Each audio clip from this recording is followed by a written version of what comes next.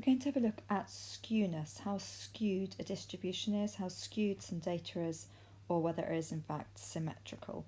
We're going to look at doing this both by inspection and by calculation, the formula for which is in your formula book, so you don't need to memorise it.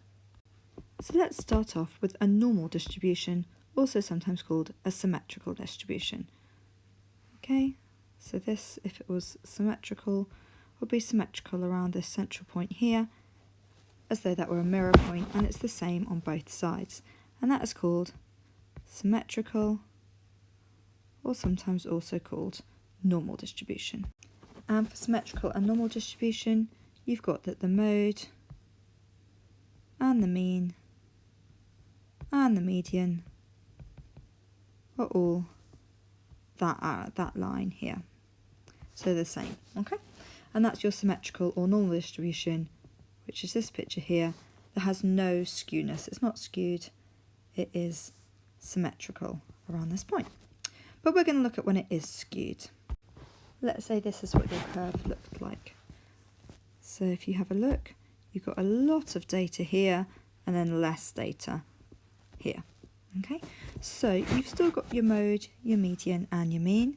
Your mode is always at the highest point there, so that's your mode. Your median is going to be halfway along, so it's going to be more like this, median. But your mean is going to be really affected by these numbers over here, okay? So your mean is going to be really affected there, so it's going to be pulled up because of the way that mean's calculated. It adds up including those large values, so it's going to be skewed by those numbers, okay? So that is going to be skewed that way. Now sometimes people get confused, is this positive or negatively skewed? Well, I've had a number line here with 0 in the middle. These are my negative numbers and these are my positive numbers. So likewise here, this would be my negative, this would be my positive, and you can see the skew, the dog from the previous bit, its tail is here. So this is positively skewed. This is positive skew, okay? And this is when the mean is really affected, so it's the biggest, then the median, and the mode is the smallest. So you could write that like mean is bigger than median, is bigger than mode. And that is positively skewed, where the mean is the largest here. And I've also included here a box plot that also has positive skew, so the tail is in the positive direction here. You see the median is lower than a lot of the data here. Okay, and then negative skew is the same but the other way around, so let's have a little look at that. So here's a bit of a summary. I've got the normal one, I've got negative and the positive. Pause for a minute, are you able to say which one is negatively skewed and which one is positively skewed? Hopefully you're able to say that this one in the positive direction is positively skewed and this one is negatively skewed. And if you notice in the negatively skewed one, the mode is still the maximum point, the median is still halfway along, but the mean is being skewed by these negative values, the smaller values there. So that is negatively skewed. So that's doing it by inspection, but we also want to do it by calculation, and you're given a formula in your formula book, which is this.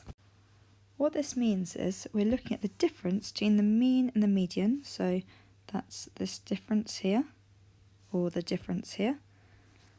We're timesing it by 3 and then we're dividing it by standard deviation, which we've recently looked at. So thinking how many standard deviations fit in 3 of those. Okay, and this tells you how skewed it is. Now obviously if it's negative, it's negatively skewed, and if it's positive, it's positively skewed. And the bigger the number for it being positively, the stronger the skew.